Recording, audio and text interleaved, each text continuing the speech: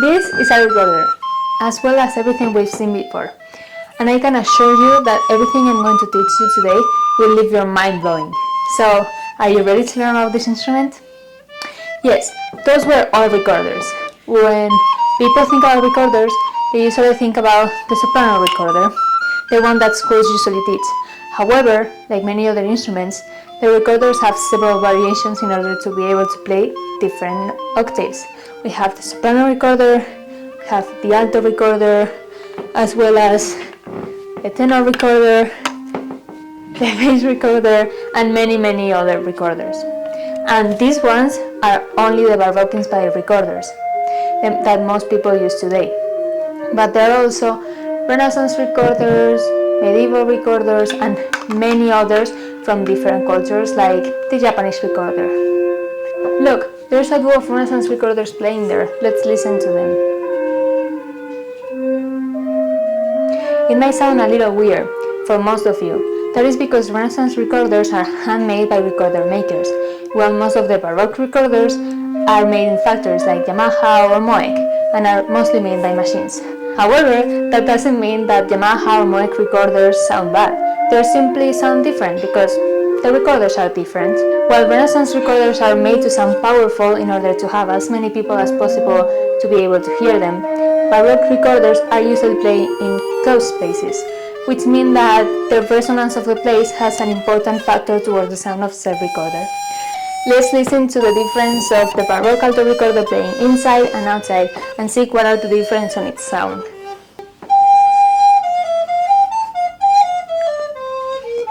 We've only heard all pieces so far, but we can play many different styles of music.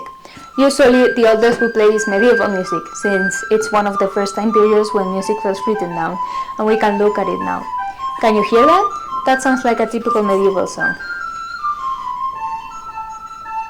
But don't forget, we can play many other things.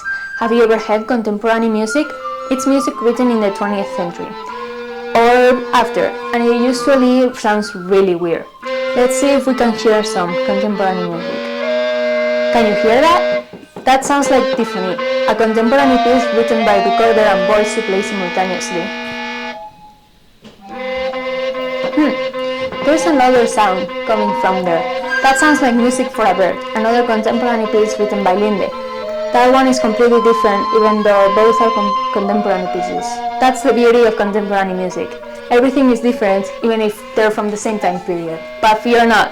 Most of the songs written for recorders are from the 18th century, and are usually either French or Italian.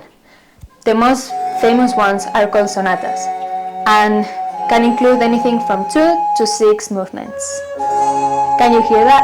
There is an Italian sonata called Sonata 3 in G minor from Sonate a flauto solo con il suo basso continuo, Venice 1712, by Benedetto Giacomo Marcello. I know it's a really long name, but there's an explanation for it. The names they used to put in the Baroque were very long, as the name of the piece explains different things. The first part, Sonata 3, is telling you that this is the third sonata that Marcello wrote. Now, in G minor is the key that the sonata was written in. This is very important to know because the musician had to warm up before playing, and playing the scale of the key that they were going to perform in was the easiest way of doing it.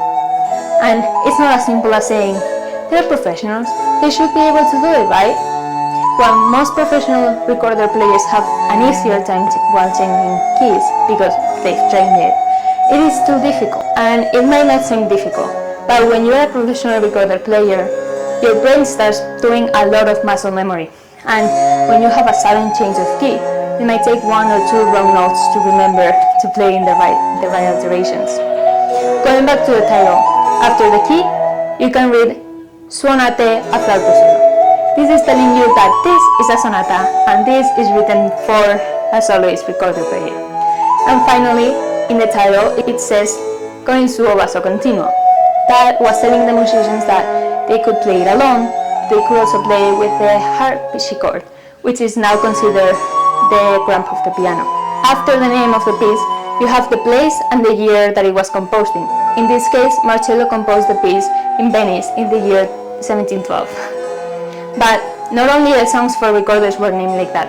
Most of the songs that were written in the Baroque in the Renaissance or after had a pretty long title.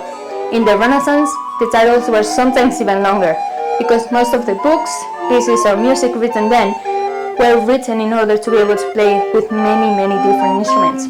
There are books written in French that have 6 to 10 instruments on their titles. Wait, can you hear that? It sounds like Pirates of the Caribbean, and it seems like they need one more alto to play. Remember to come back when you want to learn more about the recorder. I'll be happy to teach you more. Just remember, keep calm and play the recorder.